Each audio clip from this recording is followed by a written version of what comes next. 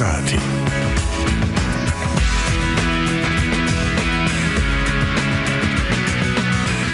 წყალდიდობები მეწყერები და სეტყვა, რომელმაც 2 წელია დააზარალა მთელი საქართველო. თითქმის არ დარჩა რეგიონი, რომელიც არ დაისეტყვა.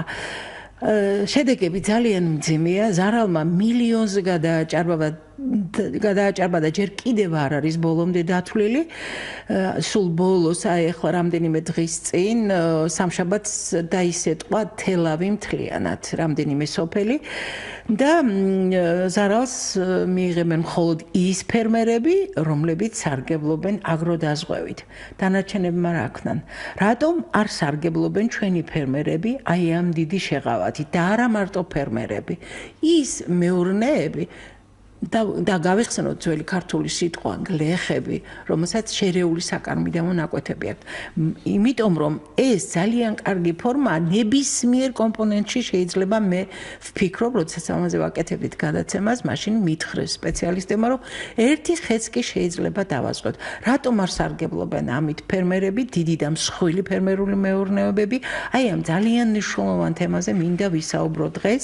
პროგრამა ფერმერის საათი და ჟურნალისტი ბარბარე ბენაშვილი მოგესალმებით.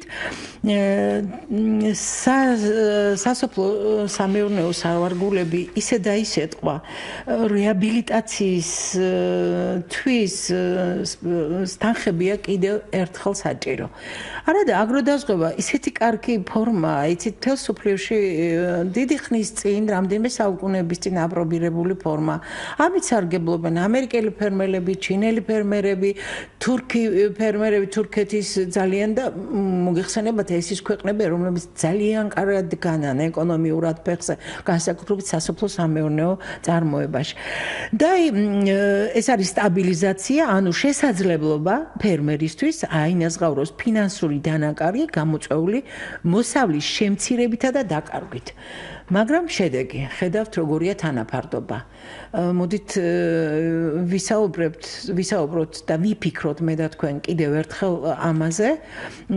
გადაცემის სტუმარი გახლავთ ბატონი ლევან მაღრაძე, სოფლის მეურნეობის სამინისტროს პროექტების მართვის სააგენტოს აგროდაზღვევის პროექტის მენეჯერი. უსათოდ დაგვირეკეთ 240 91 92 240 92 92. იმიტომ რომ ძალიან ბევრ რისკზეა, რამდენიმე მიმართულებაზეა უკვე აგროდაზღვევით სარგებლობენ. პაკეტი ბევრ სხვა რამესაც მოიაზრებს. განსაკუთრებით საინტერესო უნდა იყოს მათთვის, ვინც აიღო რაღაც კრედიტი. აი, როგორ იქნება, ხომ საინტერესოა რა? თან მით უფრო როცა ვსაუბრობთ, შეგვიძლია დავაზღვიოთ თუნდაც ერთი ხეც კი. ბატონ ლევან, ძალიან დიდი მადლობა სტუდიაში მოგზაურობისთვის. და მე ხომ არ ინფორმაცია ტყუილი ხომ არ არის. ეს სწორია, რასაც მე მართალდებით, მადლობა გიხდით მოწვევისათვის. მართლაც შესაძლებლობა არის რომ დააზღვით 0-დან, ასე ვთქვათ, 5 ჰექტარამდე ნებისმიერი ფართობის მიწის ნაკვეთი, ხოლო მარცვლეული კულტურის შემთხვევაში 30 ჰექტარის.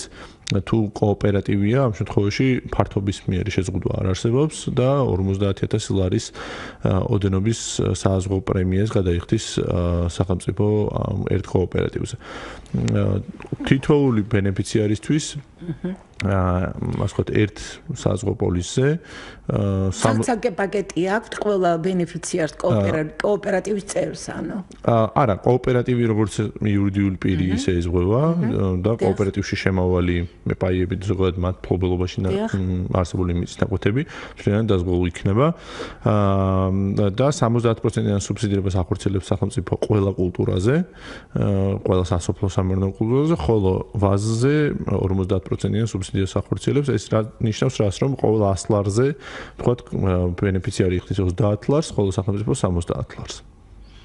ეს რამდენი კულტურაა ეს მე როგორც ვიცი ბატონ ლევან ახლა განსაკუთრებით რომელი მიმართულებებია დღეს ფონი როგორია მოდით ამაზე კულტურას დაასაზღვრო კულტურების სიას რაც შეეხება ეს თავრობის განკარგულებით არის დადგენილი და ჩვენ საიტზეც არის წარმოდგენილი თუმცა ამ კულტურებში თითქმის ყველა კულტურა არის საქართველოში შეიძლება რომ ვთქვათ იქნეს მოყვანილი თუმცა ისეთი თუ არის ისეთი რამ რომელიც ვთქვათ არ არის სიაში შესაძლებელია საზღვაო კომპანიას მიმართ გამართოს ბენეფიციარმა და მოხდება დამატება.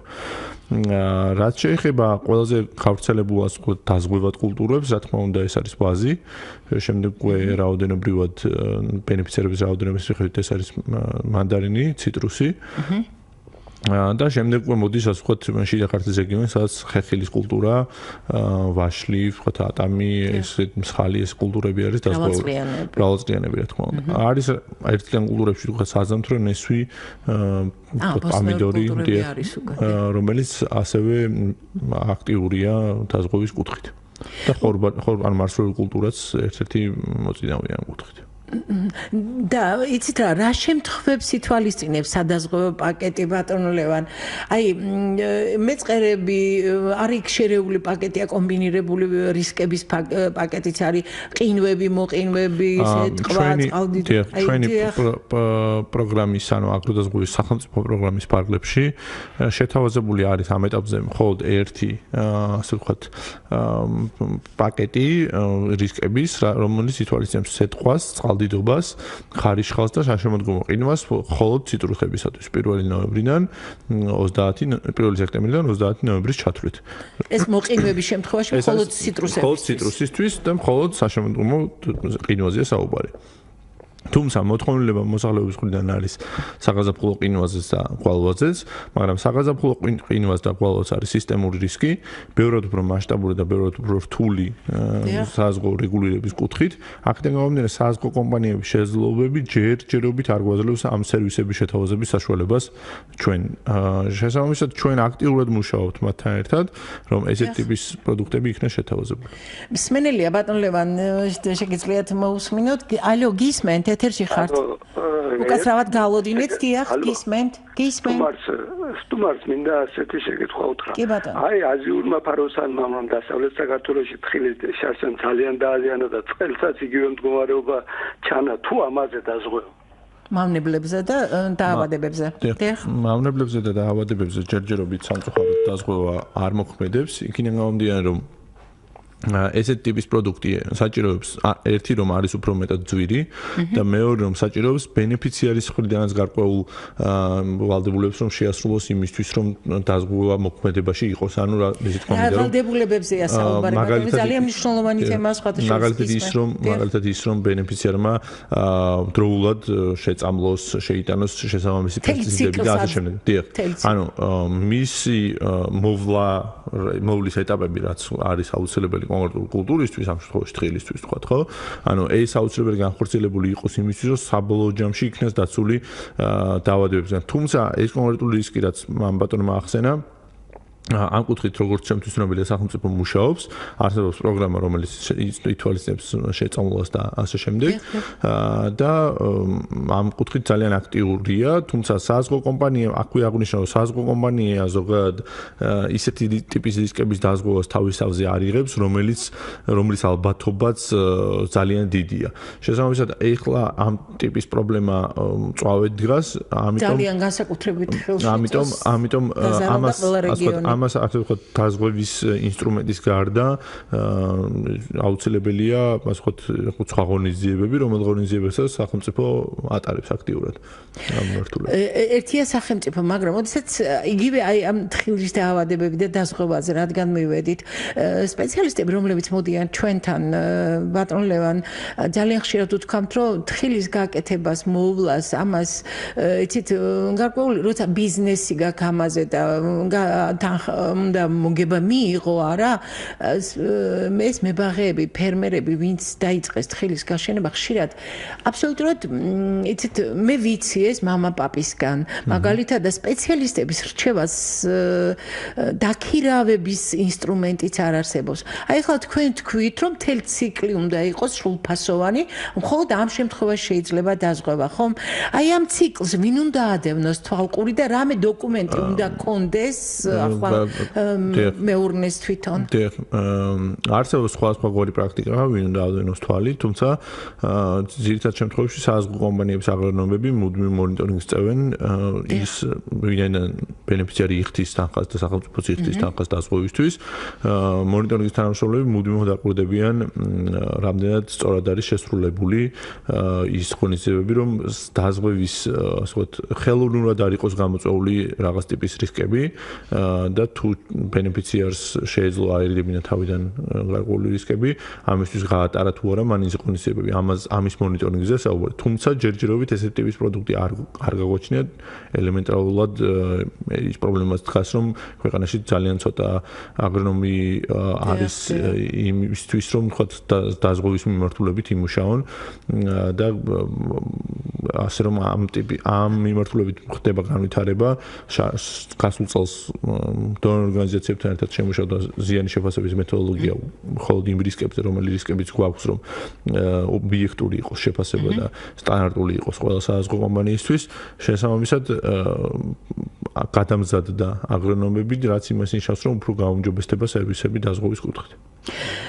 თქვენ ახლა სადაზღვევო კომპანიები ახსენეთ, რომელი სადაზღვევო კომპანიები გასცემენ თანხას და რომლით სარგებლობენ უფრო აქტიურად ფერმერები?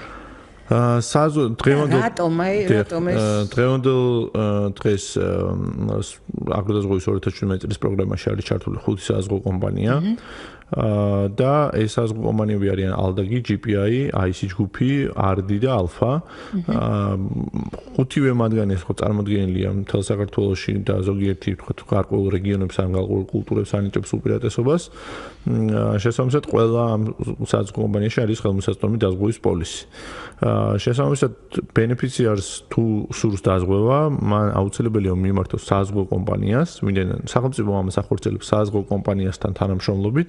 საზღვაო კომპანია უშუალოდ გააფორმებს ამ დოკუმენტაციას, რაც არის აუცილებელი და ხელშეკრულებით დადგენილი და შემდეგ საზღვაო კომპანიავე გადმოგვიგზავნის ჩვენ ამ დოკუმენტაციას იმისთვის, რომ ჩვენ თანხა გადავიხადოთ კონკრეტული ბენეფიციარისთვის.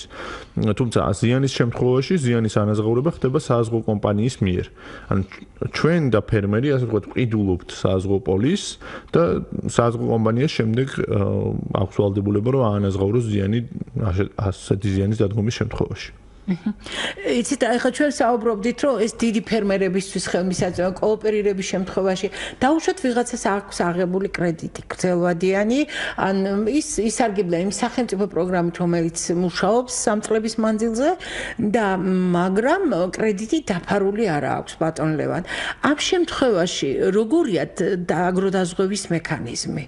აგროდაზღვევის მექანიზმი, ასე ვთქვათ, არის პარალელურად შეუძლია, რომ სესხთან ერთად ვთქვათ, კონდეს აგროდაზღვევის პოლისი. თუ მას შემოსავალი, რა თქმა უნდა, აქვს იმ შემოსავალს იღებს, ასე ვთქვათ, მოსავლის მოყვანის და მისი რეალიზაციის შედეგად და ეს არის უზრუნველყოფა იმ სესხის დაფარვისთვის, რა თქმა უნდა, დაზღვევა ლოგიკური იქნებოდა და არიან ესეთი ბენეფიციარები, რომლებსაც ვთქვათ, სესხი აქვს და აქედან გამომდინარე აუცილებელია დაზღვევას. საბოლოო ჯამში ეს უზრუნველყოფს, ვთქვათ, უფრო მეტად სანდოობას ბანკისთვის, რომ ბენეფიციარს აქვს დაზღვევა, რომელიც იმ შემთხვევაში თუ მოსავალი გაუნადგურდა და შემოსავალი არ ექნება, ანაზღაურებით მოხდება ზიანის ანაზღაურებით მოხდება სესხის დაფარვა. ამიტომ რა თქმა უნდა ლოგიკურია და ძალიან კარგი, როდესაც დაზღვევის პროდუქციას სარგებლობენ, ვისაც საკრედიტო ვალდებულება აქვს. დავუშვათ ბატონ ლევან, დაისეტყვა ეს იცით ახლა რა მდგომარეობა, ან წყალდიდობა ყოველ შემთხვევაში რაღაც განადგურდა სასოფლო სამეურნეო სავარგულები. არა აქვს მნიშვნელობა ეს დიდი ფერმერული მეურნეობა იქნება შერეული საკარმიდამო მონაკვეთი ადამიანისთვის. აი მსხვილი ფერმერებისთვის ეს მექანიზმი უფრო ელასტიურია თქვენი აზრით და ვისაც შერეული მეურნეობა აქვს იმისთვის, რამდენად ხელმისაწვდომია ეს ანაზღაურება და როგორია ანაზღაურების ვადები? რაც შეეხება ყველა ფერმერისთვის ასე ვთქვათ ხელმისაწვდომი და ყველა ფერმერისთვის შეიძლება ითქვას რომ მომგებიანი და საჭირო რომ მქონდეს დაზღვევა მით უმეტეს თუ ფერმერი არის დაბალშემოსავლიანი და მისი ფინანსური შესაძლებლობები ვერ უზრუნველყოფს იმას რომ მოსავლის განადგურების შემთხვევაში მომავალ წელსაც მქონდეს მოსავალი ასეთ ბენეფიციერს უფრო ჭირდება დაზღვევა ვიდრე ვთქვათ ფინანსურად შეძლებულს რამდენი უნდა ქონდეს მაგალითად ვისაც საკარმიდამო ნაკვეთი აქვს ბაღბოსტანი აქვს ვენახი აქვს მცირე ფართობია ხო აი თანხა როგორ რამდენია ბატონ ლევან კი ბატონო გეტყვით მაგალითად ვაზი რომ ავიღოთ ვაზის შემთხვევაში 1 ჰექტარი ასე ვთქვათ მიწის ფართობის დაზღვევა ჭდება 340 ლარი ბენეფიციარისთვის დიახ 340 ლარს ასევე იხდის სახელმწიფოს რაც ნიშნავს რომ ბენეფიციარს 1 ჰექტარზე 10000 ლარის მოსავალი ექნება დაზღვეული ანუ 10000 ლარის ღირებულების მოსავალი რომ გაუნადგურდეს ანაზღაურების სახით 100%-იანი ზიანის შემთხვევაში მიიღებს 9000 ლარს თუმცა მას 340 ლარი ექნება გადახდილი ამისთვის ერთი წლის განმავლობაში რა თქმა უნდა და ეს შეუძლია რომ რაც ყველაზე მთავარია მიკროსაფინანსო ებისა და ბანკების მეშვეობით განვადების სახით იქონდეს გაკეთებული, რაც ნიშნავს, რომ გრაფიკი იქნება გადანაწილებული, ან გადახდის გრაფიკი, ან მეორე ერთჯერადადაც შეუძლია გადაიხადოს და მთელი წლის მანძილზე. ან მეორე ვერსია არის ის, რომ გადაიხადოს მაშინ, როცა მოსავალს აიღებს. და თუ მოსავალი ვერ აიღო, ამ შემთხვევაში ანაზღაურებას აიღებს და ანაზღაურებიდან იქნება გამოკვითული ის საზღვო პრემია. ასე რომ ყველა ვარიანტში მომგებიანი პირობა არის ბენეფიციარისთვის, რომ შეიძინოს დაზღვევა, რაც უზრუნველყოფს საბოლოო ჯამში შემოსავლის შენარჩუნებას. და ვადები როგორია? აი ანაზღაურების თანხას. ანაზღაურების ვადებს რაც შეეხება თუ ეს შეთანხმების საფუძველზე. არა, გეტყვით, რა თქმა უნდა, ანაზღაურების ვადები დადგენილია და მდგომარეობს შემდეგში თუ საზღვო შემთხვევა მოხდა ბენეფიციარმა 24 საათის განმავლობაში უნდა დატოვოს შეტყობინება ანუ სატელეფონო ზარი უნდა განახორციელოს საზღვო კომპანიაში ან სოფლის მეურნეობის სამინისტროს ხელხაზზე $15 და ამის შემდეგ უკვე 30 დღის განმავლობაში საზღვო კომპანიამ 30 დღე არის მაქსიმუმი, თუმცა საზღვო კომპანია საშუალოდ 13 დღეში მიდის ხოლმე. ხდება ზიანის შეფასება, სადაც გინდება დაზიანების პროცენტი და შემდეგ უკვე ხდება საბაზრო ფასის დადგენა, რაც გულისხმობს, რომ რა ფასად შეიძლებოდა რომ გაეყიდა ბენეფიციარის მოსავალი, რომ არ მოხდარიყო სეტყვა. იმ ფასის მიხედვით უნდა ანაზღაუროს საზღვო კომპანიამაც.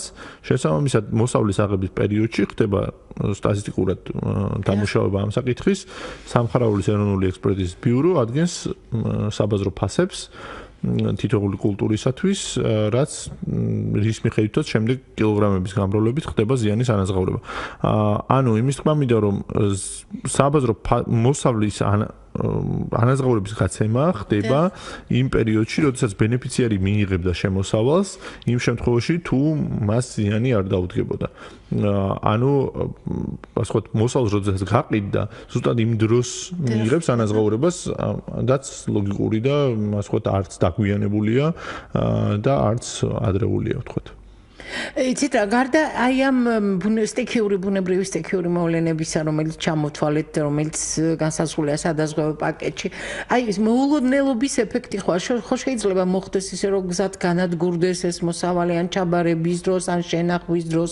აი ამ კომპონენტს თუ ითვალისწინებს აგროდაზღვევა. არა, ეს უკვე სხვა ტიპის დაზღვევა არის, ეს არ არის აგროდაზღვევის პროდუქტი, ეს არის ტვირთის დაზღვევის პროდუქტი, რაც გულისხმობს ტრანსპორტირებისას რაიმე ტიპის ტვირთების დაზიანებას და ეს ასოღოთ სახელმწიფო სუბსიდიის ქვეშ არ არის მოქცეული, მაგრამ ნებისმიერ ბენეფიციარს შეუძლია რომ საზღვო კომპანიასთან შეთანხმებით შეიძინოს საზღვო პოლისი პირადი სახსრებით, ასე ვთქვათ. და აი ეს მემცენარეობაში დაუშვათ და მებოსტნეობაში, მეხილეობაში დაუშვათ. თუ კი აი ხლა მიდის სერტიფიცირება თესლის ბატონ ლევან. დაუშვათ ადამიანმა სათესლე მასალა იყიდა გენებავთ მემარცვლეობაში და ჩვენ საუბრობთ რომ აგროდაზღვევა ყველა ეტაპს ითვალისწინებს. დაუშვათ თესლი იყიდა, რომელიც არ გამოდგა ხარისხიანი. ამ შემთხვევაში იყიდა ხეხილი, რომელმაც ვერ გაიხარა ამ შემთხვევაში რა უნდა ქნას მებაღე. მე რადიოსმენელებს თხოვსათო დაგვირეკეთ განსაკუთრებით ჩვენი სარგებლობენ ფერმერის საათის რჩევებით.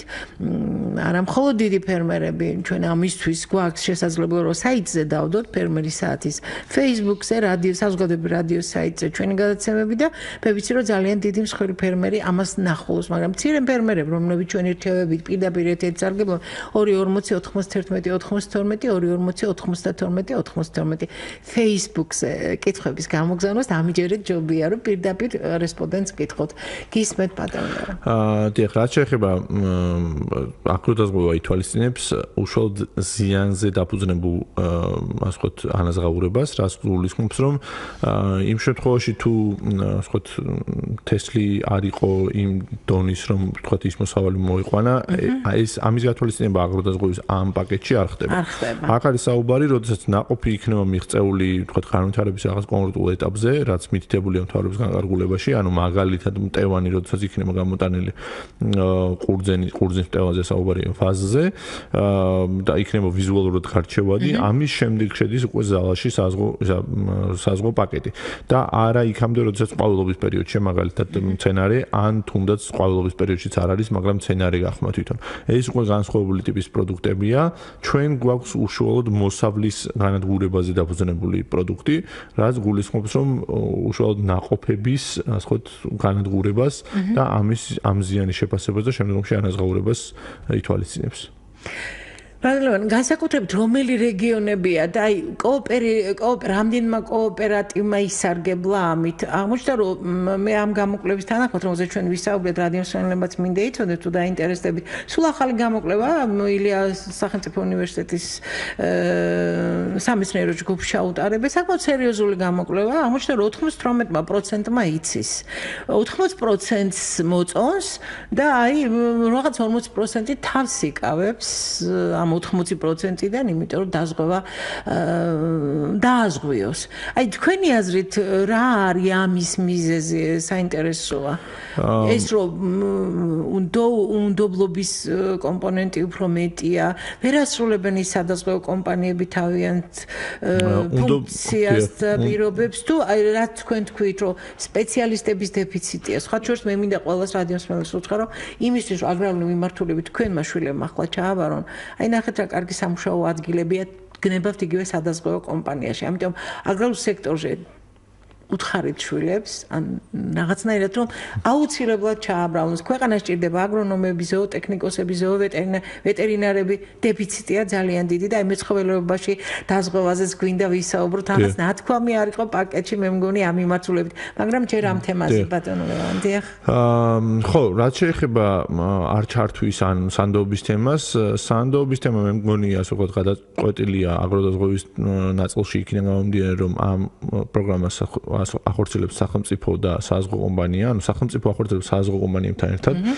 შესაბამისად ის მომენტი რომ ვინმე ასე ვთქვათ უსამართლოდ მოიქცევა რომელიმე საზღვაო კომპანია ესეთი რამე ასე ვთქვათ გამორიცხულია და შესაძლებელია დაფიქსირდა, თუმცა სახელმწიფო ამ შემთხვევაში მოქმედებს კანონის შესაბამისად და საზღვაო კომპანიასთან და ბენეფიციართან მედიატორის როლს ასრულებს.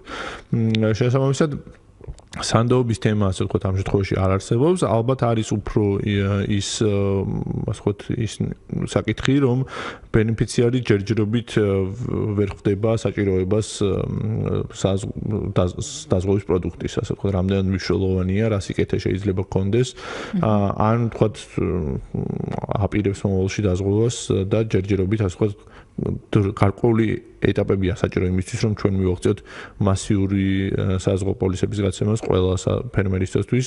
იცით რომ ჯერჯერობით მხოლოდ მესამე წელია რაც აგროდაზღვევის პროგრამა ხორციელდება და შესაბამისად ჯერჯერობით რთულია საუბარი იმაზე, რომ ყველას დაზღვევა რამდენად შესაძლებელი იქნება, ვთქვათ, უახლოეს პერიოდში. თუმცა სტატისტიკა მზარდია. სურვილი რომ გამოჩნდეს შეიძლება ამდენმა ვერც მიიღოს დასწრება. არა, ანუ პირიქით იმის თქმა მინდა რომ ჩვენ შეგვიძლია ვისაუბროთ იმაზე რომ გარკვეული განვითარება გვექნება მომავალ წლებში, თუმცა ვერ ვისაუბროთ იმაზე რომ ყველას დავაზღვევთ, ყველა ასე ვთქვათ დაეზღვევა, ან თვითონ ბენეფიციარის სურვილს გულისხმობ და არა სახელმწიფოს მზაობას. ანუ ვერ ვისაუბროთ იმაზე რომ ყველა დაეზღვევა აბსოლუტურად რაღაცა ვთქვათ მომავალ წელს. უბრალოდ შეგვიძლია ვთქვათ ის რომ ასე ვთქვათ სახელმწიფო ამ მიმართულებით დგამს სერიოზულ ნაბიჯებს, სტატისტიკა მზარდია, გასული წლის ანალოგიურ პერიოდთან მიმართებაში ორჯერ მეტი არის გაცემული საზღვაო პოლისი წელს და 10,000 პოლისს გადააჭარბა თვენახევარში პოლისების გაცემის რაოდენობის მხრივ. ამიტომ ვფიქრობთ რომ გარკვეული პერიოდი არის საჭირო იმისთვის რომ მივაღწიოთ სრულ განვითარებას, რაც გულისხმობს პროდუქტების მრავალფეროვნებას და ერთის მხრივ და მეორეს მხრივ ბენეფიციარების მასშტაბურობას და ანუ ბევრ ბენეფიციარს საზღვაო პორტფელში. უკაცრავთ, აი თქვენ თქვით რომ დინამიკა იზრდებაო, ძალიან ბევრი მსურველია. ბატონო, ეს დიდი ფერმერები არიან, დიდი ფერმერული მეურნეები, თუ არიან აი ესეთი, თუ არის შემთხვევა რომ აი საკანმე მონაკვეთი აქვს ვიღაცას. რა თქმა უნდა, უმრავლეს შემთხვევები არის, როდესაც მცირე ფერმერები არიან, ვინაიდან რადგანაც 90% არის 5 ჰექტარს ქვემოთ ფერმერები და საშუალოდ ასე ვთქვათ ფართობი რაც აგროდაზღვევის პროგრამის ფარგლებში დაიზღვევა, კულტურების მიხედვით რა თქმა უნდა განსხვავებულია, თუმცა ეს 1 ჰექტარს არ აჭარბებს. შესაბამისად შეიძლება ითქვას, რომ უმეტესად სარგებლობს მცირე ფერმერი, ვისაც ასე ვთქვათ ფინანსური შესაძლებლობები არ გააჩნია იმდენი, რომ დაზღვევის გარეშე გაუმკლავდეს ასე ვთქვათ იმ რისკებს, რომელი რისკებიც შეიძლება რომ მას ჰქონდეს. ამიტომ ასე ვთქვათ მცირე ფერმერებისთვისაც და მსხვილი ფერმერებისთვისაც ორივესთვის საინტერესო პროდუქტი არის საკმაოდ. იცით, იყო ერთი, როდესაც გამოქვეყნდა მიმართულებები, რა შემთხვევაში გვალვა არ იყო გათვალისწინებული ბატონ ლევან. ჩვენ მაშინ საუბრობთ, რომ შეიძლება ეს აგროდაზღვევის პაკეტი გახდეს ელასტიური და შევიდეს ეს კომპონენტით. გვალვას რაც შეეხება, გვალვა, ასე ვთქვათ, აქამდე ვახსენეთ, რომ არის სისტემურ რისკებში მოიაზრება, რაც გულისხმობს, რომ ასე ვთქვათ, მასშტაბი გვალვის მოხდენის არის ბევრად უფრო დიდი და საზღვაო რისკების ამ მიმართულებით არის ბევრად უფრო დიდი. შესაბამისად, ჩვენი საზღვაო ინდუსტრიის განვითარების ეტაპი ვერ გვაძლევს საშუალებას იმისა, რომ დავაზღვიოთ ჯერჯერობით გვალვა, თუმცა ვიმედოვნებთ, რომ მომავალში გვექნება აუცილებლად. სპენელი შემოვიყვანოთ, ბატონ ლევან, გისმენთ ეთერში. გისმენთ ისა ადრე იყო ესეთი რაღაცა მეფუტკრეობაზე მაინტერესებს. აი ახლა გვინდოდა მეფუტკრეობაზე ზუსტად. სახელმწიფო რაღაც გრანტივით იყო და როგორ იყო, ანუ სესხად იძლეოდა თუ ანუ რაღაცით გეხმარებოდა, როგორ იყო ამასთან დაკავშირებით. უნდა ყოფილიყავი რაღაც გაწევრიანებული აუცილებლად იმაში ფერმერული მასში თუ უბრალოდ როგორ იყო ამის ის მაინტერესებდა რა. თქვენ ხართ კომპეტენტური ბატონ ლევან, თუ შეგიძლიათ უპასუხეთ, იმიტომ რომ მე როგორც ვიცი რაღაც შემოთავაზებაში იყო მაინც. სამწუხაროდ მე კონკრეტულ დეტალურ პასუხს ამაზე ვერ გავცემ, თუმცა ასეთ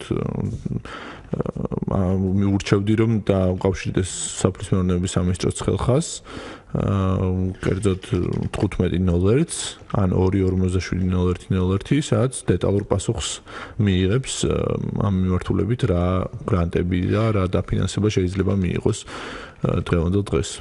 მე როგორც ვიცი, გამოქვეყნდა ის რაღაც ბევრი შეღავათები აქვთ მეფუტკრეებს, იმიტომ რომ მათ დაურიგდათ სკებით, დაურიგდათ სულ ახალი ოპერირების პროცესში ჩართული მეფუტკრეებისთვის, თუ თქვენ გაერთიანდებით, მთელი რიგი შეღავათებია. ჩვენ მომავალ კვირას უსათოდ მეფუტკრეობაზე გავაკეთებთ, თუმცა ახლა მინდა დავსვა ეს მეცხოველეობაში, მეფრინველეობაში და მეფუტკრეობაში აგროდაზღვევის პაკეტები თუ მუშაობს, რას სახეობებზე და როგორ მეცხოველეობას რაც შეეხება აგროდაზღვევის პაკეტი ასე ვთქვათ ვითარდება დამოუკიდებლად შეიძლება ითქვას ვინაიდან რამოდენიმე სააზღვო კომპანია აქტიურად გასცემს სააზღვო პოლისებს მეცხოველეობის მიმართულებით და ასე ვთქვათ აკეთებს შეთავაზებას ბენეფიციარებისთვის ამ მიმართულებით და ჯერჯერობით სუბსიდიის საჭიროება ამ კუთხით ასე ვთქვათ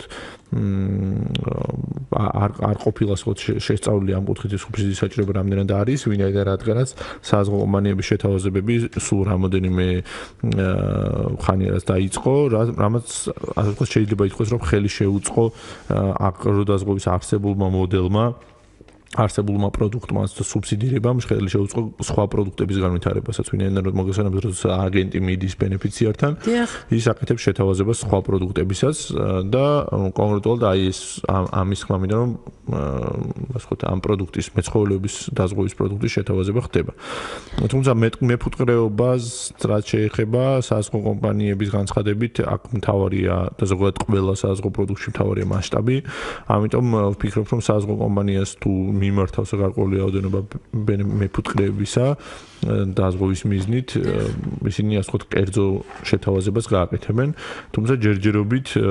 ფუტკრის დაზღვევა გარკვეული რისკებისგან აგროდაზღვევის სახელმწიფო პროგრამაში ჯერჯერობით არ მოიაზრება მაგრამ ამ მიმართულებითაც სააზღვო კომპანიებთან ერთად მუშაობა მიმდინარეობს უკაცრავად ბატონ ლევან რამდენი ფუტკარი უნდა ყავდეს მაგალითად ერთი ინდივიდუალურ მეფუტკრეს ანუ ინდივიდუალურ მეფუტკრების სკების რაოდენობასაც რა თქმა უნდა ვერ დავასახელებთ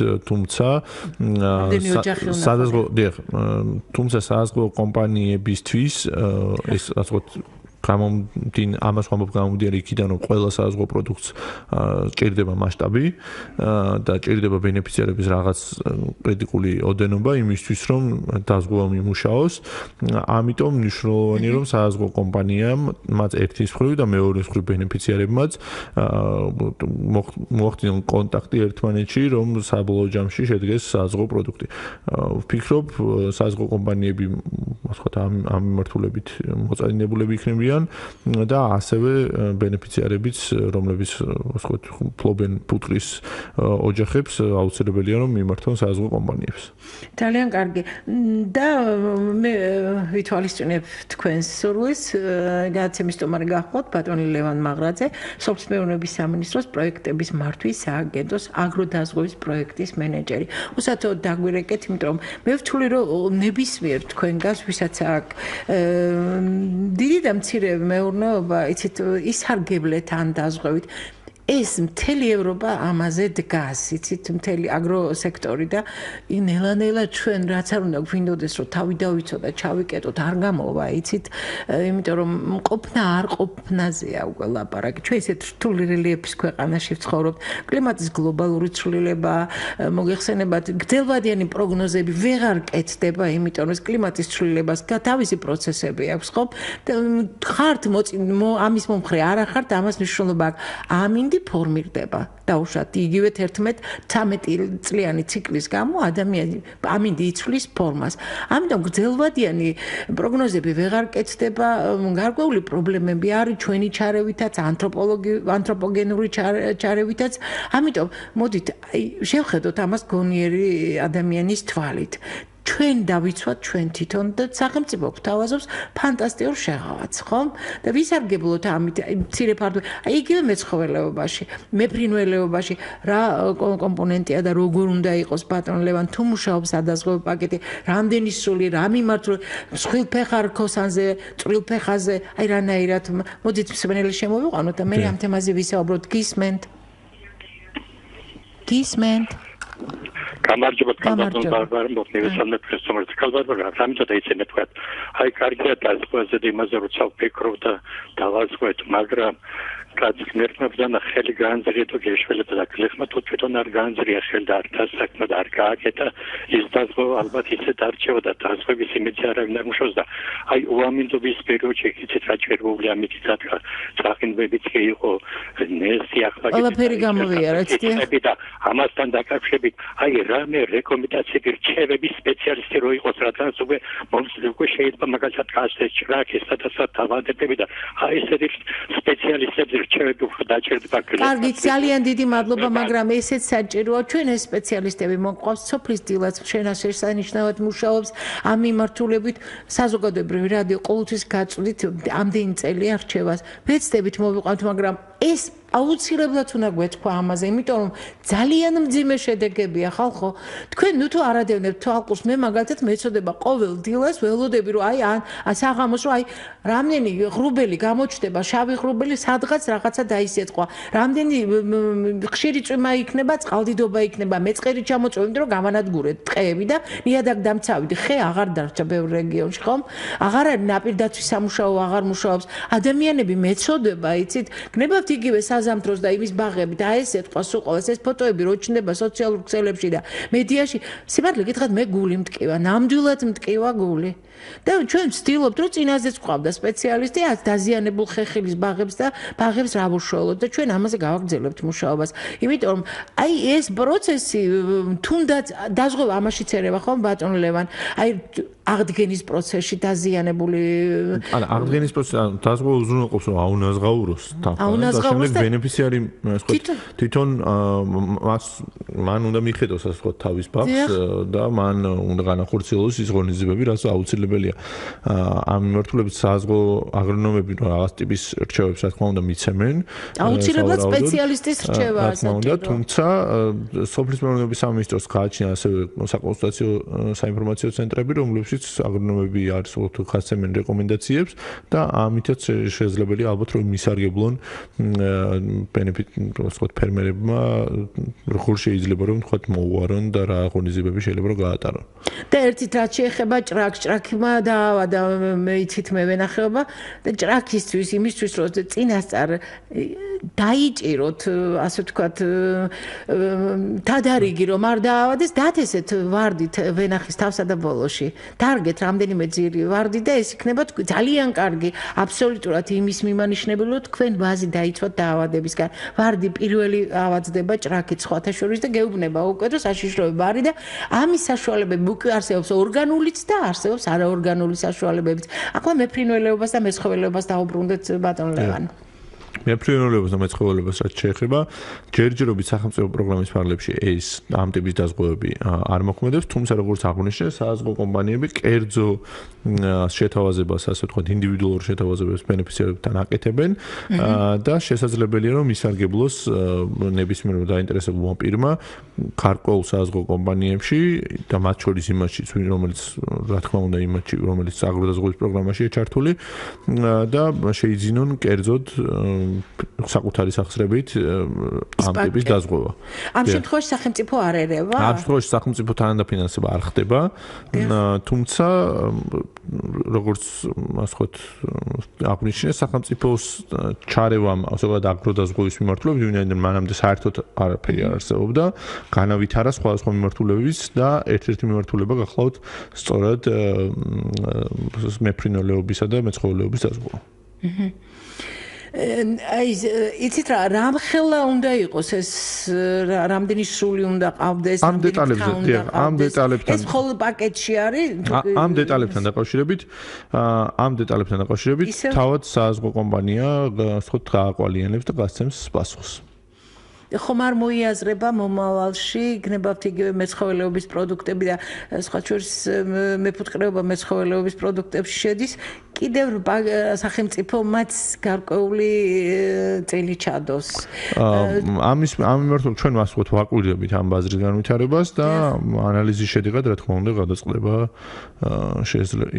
აუცილებლობა იქნება ამისა თუ არ იქნება და კიდევ რას უნდა ველოდეთ ამ სადაზღვევო პაკეტისთვის რამე ცვლილებები შევიდა თუ არა რა ცვლილებები შევიდეს და რამდენად ელასტიური შეიძლება გახდეს ახლა მომავალში 2017 წელს ჩვენ ვამუშავებთ ასე ვთქვათ გეგმას რომელიც ითვალისწინებს მრავალწლიან ხედვას და მრავალწლიან სამოქმედო გეგმას საზღვაო კომპანიებთან ერთად რაც უზრუნველყოფს ერთი მხრივ პროდუქტების განვითარებას მეორე მხრივ საზღვაო სისტემის მდგრადობას და გრძელვადიან მიდგომას ამას რაც ნიშნავს რომ ბენეფიციარისთვის ასე ვთქვათ ბენეფიციარს გარანტირებულად ეცოდინება რომ ვთქვათ გარკვეული წლების განმავლობაში სახელმწიფო სუბსიდია იარსებებს აგროდაზღვევის მიმართულებით რაც განავითარებს ასე ვთქვათ ინფრასტრუქტურას საზღვაო კომპანიების მხრიდან და ადამიანური რესურსების გადამზადებასაც მოახდენს ბატონო, იცით, ჩვენ წინაზე გქონდა გადაცემა ჩაის პლანტაციების რეაბილიტაციასთან დაკავშირებით.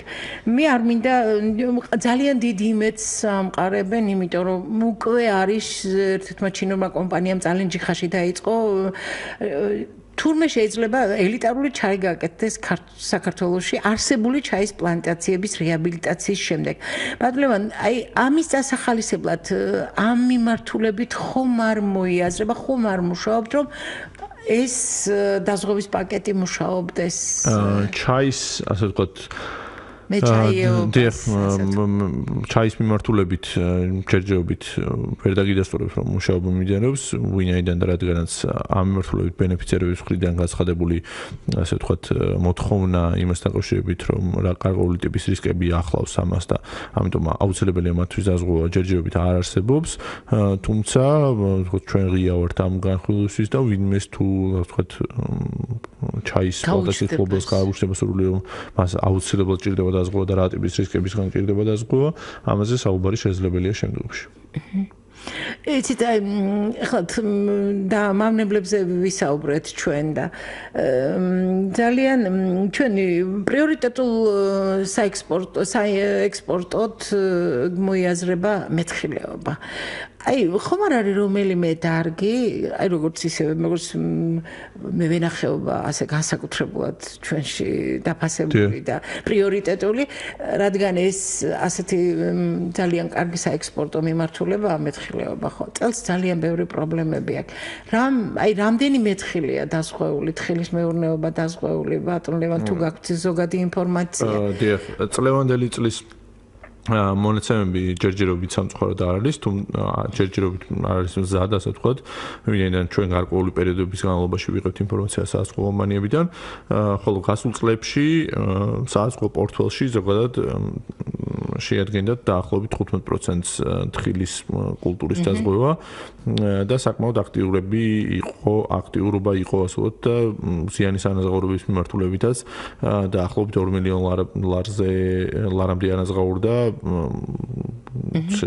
ქარიშხლის შედეგად დამდგარი ზიანის ნაწილში სამეგრელოში კონკრეტულად და ასევე გურიის რეგიონში.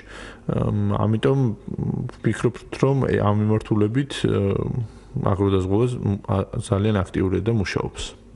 მე ციტრუსებში ყველაზე მაღალი ანაზღაურება მაინც ყველაზე მაღალი ანაზღაურება ერთ ინდივიდუალურ ფერმერზე რაც შეეხება გაცემულ იქნა ხახვის კულტურაზე, რაც 232,000 ლარია უნაზღაურდა ბენეფიციარს. ეს რომელ რეგიონში? ეს ქვემო ქართლის რეგიონში და ამ ბენეფიციარს გადახდილი ჰქონდა 1,700 ლარი დაზღვევისთვის, თუმცა მან მიიღო 232,000 ლარის ანაზღაურება, ვინაიდან სეტყვამ დაუზიანა ხახვის მოსავალი. აი, ახლა ძალიან დიდია მაღალია სეტყვით დაზარალებული ხომ? რანაირად ვისაც დაზღვევა აქვს, ის მიიღებს ხომ? როგორც მე მინდა კიდევ ერთხელ გაიმეოროთ პოზიცია, ბატონო. რა თქმა უნდა, ანუ ასე ვთქვათ, მინისტრმა აღნიშნა ამის შესახებ, რომ ის ანაზღაურება შესაძლებელია მიიღონ ბენეფიციარებმა მხოლოდ აგროდაზღვევის გზით და საზღვაო პოლისების ფლობელებმა. ვინაიდან რადგან საზღვაო პოლისების ფლობელებმა გადაიხადეს ასე ვთქვათ თავის წილი გადასახადი იმისთვის რომ დაეზღვიათ და ასევე სახელმწიფოს გადაიხადა ამ ბენეფიციარებისთვის, ამიტომ არაკონკურენტულ გარემოში იქნება სახელმწიფოს მიერ ჩაყენებული ბენეფიციარი იმ შემთხვევაში თუ ანაზღაურება მოხდება დაუზღვეულ ნაკვეთებზე. ამიტომ მინისტრის განცხადება ამ კუთხით ნათელი იყო. იცით, ხომ შეღავათებს ვერ მიიღებენ, ალბათ ვისაც დაზღვეული არ ქონდა, ის მე მევენახეებით, იმიტომ რომ ცოდვა ის მეხილეები რა დააშავეს. სახელმწიფო როგორც წესი ეხმარება მევენახეებს და მეხილეებს არა და ეს მუდმივი უკმაყოფილების თემაა წლების მანძილზე. ანუ დანაშაულის თემა რა თქმა უნდა არ არის და არავის არ დაუშავებია. თუმცა აქ საუბარია სისტემურ განვითარებაზე და სისტემურ განვითარება გულისხმობს აგროდაზღვევის პოლისების სარგებლობას, რაც ასე ვთქვათ, ეს თანამედროვე მიდგომაა ნებისმიერ განვითარებად თუ განვითარებულ ქვეყანაში და აგროდაზღვევის სისტემა საჭიროებს განვითარებას ასევე. ამიტომ განვითარების მნიშვნელოვანია ბევრი ადამიანი ჩაერთოს დაზღვევის სისტემაში. და ისიც ვისაც მცირე და საშუალო ფერმის აკარმიდა მონაკვეთი ვისაც გაქვთ ის ეგ მე მგონი კომპლექსური დარღვევა ერთად რომ დააზღვევენ თენ თავის ქონება ეს სხვა მომენტია და აგროდაზღვევა აბსოლუტურად სხვა მომენტია ამიტომ მოდით ხომ არ ვწდები ბატონო ისარგებლეთ ამით რატომაც არ თუ კი შეგიძლიათ რომ ეს დიდი შეღავათები რასაც სახელმწიფო გვთავაზობს ხო იმისთვის რომ აგრარულმა სექტორმა იარსებოს და პრიორიტეტული იყოს და ეს ჩვენი ქვეყნის არსებობას განსაზღვრავს ხო რატომ არ უნდა ვისარგებლოთ აი ამ პროცესით და ერთით ძალიან დიდი მადლობა ბატონ ლევან შეიძლება ვერ დავსვით კიდევ ბევრი ისეთი კითხვა რომელიც აწუხებთ ჩვენს მეურნეებს მაგრამ მე იმედი მაქვს რომ ეს მექანიზმი იმუშავებს და დაგეხმარებათ ბევრ რამეში შეგახსენებთ რომ გადაცემის სტუმარი გახლავთ ბატონი ლევან მაღრაძე სოფლის მეურნეობის სამინისტროს პროექტების მართვის სააგენტოს აგროდაზღვევის პროექტის მენეჯერი და მანამ ფერმერის საათი დაამთავრებს დღეს მუშაობას მინდა შეგახსენოთ რომ ხვალ გარემოს დაცვის საერთაშორისო დღეა გარემოს დაცვაში მოიაზრება ის რომ აგრობიომრავალფეროვნება არის მნიშვნელოვანი კომპონენტი თან ჩვენთვის საქართველოსთვის რომელიც ძალიან დიდრები ვართ ამ ენდემური სახეობებით მე ამას თითქმის ყოველ გადაცემაზე ვამბობ ასე რომ გისურვებთ ჯანმრთელ გარემოს ჯანმრთელ საკვებს ჯანმრთელ სოფლის მეურნეობას და რა თქმა უნდა თავის დაცვის მექანიზმებს თუ გამოვიყენებთ ძალიან კარგად ვიქნებით გადაცემა ფერმერის საათი დამთავრებულია გადაცემაზე მუშაობდი ჟურნალისტი ბარბარე ბენაშვილი ხმის რეჟისორი ინგა გურგენაძე მომავალ შეხვედრამდე წარმატებულ სამუშაო დღეს გისურვებთ მომავალ კვირას